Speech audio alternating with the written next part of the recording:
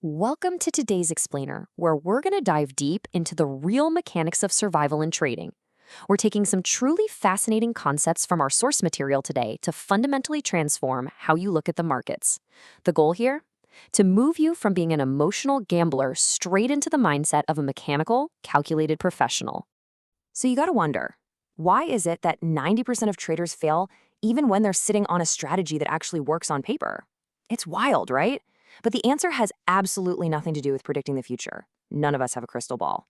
Instead, it has everything to do with how we manage the unknown. Our sources point out time and time again that successful trading isn't defined by how often you're right. It's defined by how exceptionally well you manage your risk when you're inevitably wrong. Here's our roadmap for today. 1. The psychology of risk. 2. The math of survival. 3. Volatility and the ATR. 4. Defining your risk. And finally, number 5, trading in the zone. Let's kick things off with Section 1, the psychology of risk, or what we like to call the trader on the balance beam. Look, before we can even begin to master the math, we really have to master the mind. Think about the invisible forces dictating your decisions. It's literally a balance beam that we walk every single day. On one side, leaning way to the left, we have the fear of loss. Our brains naturally interpret uncertainty as a physical danger, which leads straight to paralysis. You know the drill, moving your stop losses further out just to give the trade a little more room, or closing out a perfectly good winning trade way too early just to lock in a tiny profit. But then, on the exact opposite side, we have FOMO, the fear of missing out. That's what pushes you to chase a runaway trade, rush your entries, and fall into this massive illusion of control. Both of these extremes completely hijack your ability to think objectively. I absolutely love this quote from Mark Douglas. It just hits the nail on the head. He reminds us that once we truly accept that uncertainty is just a built-in feature of the market and not a personal threat, losses stop being this huge emotional blow. They just become mechanical. A losing trade is quite literally just the cost of doing business. It's no different than a restaurant buying produce or a retail store paying their monthly rent. Because of that, we have to fundamentally redefine what a successful trade actually looks like. It sounds crazy, but a successful trade isn't necessarily one that makes you money. A truly successful trade is one that strictly, rigidly adheres to your predefined risk rules when the pressure is on.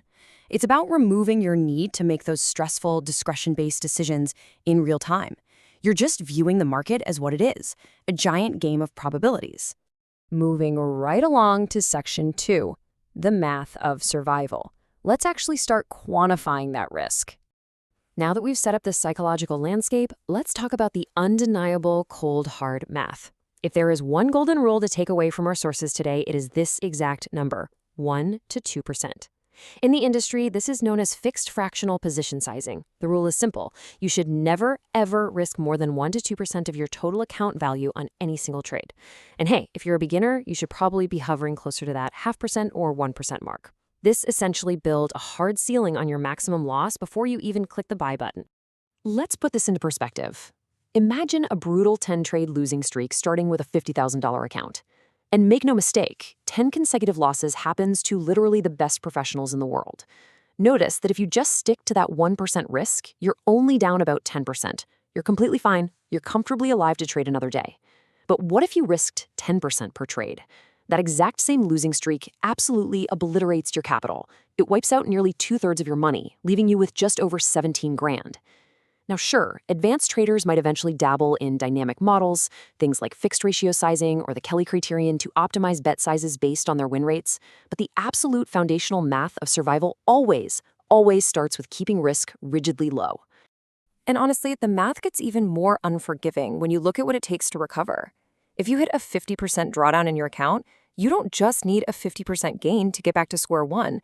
You literally have to double your money. You need a 100% gain just to break even. This right here is exactly why keeping that risk per trade low is totally non-negotiable. We've all been there, right? You see a setup, the stars align, and you feel absolutely certain it's not work. So you're tempted to risk 5 or 10%. But varying your risk based on your personal conviction is a massive trap. Overconfidence almost always correlates with larger losses. By keeping your risk consistent across every single trade, you prevent your most devastating financial hits from happening exactly when you're the most blind to the risk. All right, Section 3, volatility and the ATR. Time to talk about technical controls for risk placement. So we know the math of exactly how much to risk, but where do we actually place our protective boundaries on the chart? Enter the average true range, or ATR. Developed by J. Wells Wilder Jr., the really fascinating thing about the ATR is that it doesn't predict trend direction at all. It honestly couldn't care less if the market is going up or down. Instead, it acts as a thermometer for the market's enthusiasm and volatility over a set period, usually 14 periods. It simply tells you how much the asset is actually moving on a daily basis. How do we actually calculate this true range before averaging it out? It's pretty straightforward. We compare three simple measurements. First, the current high minus the current low. Second, the absolute value of the current high minus yesterday's close. And third, the absolute value of the current low minus yesterday's close. You just grab the largest of those three values. Doing this ensures you're capturing the complete, absolute scope of price movement, including those nasty overnight gaps. Why is this such a game changer?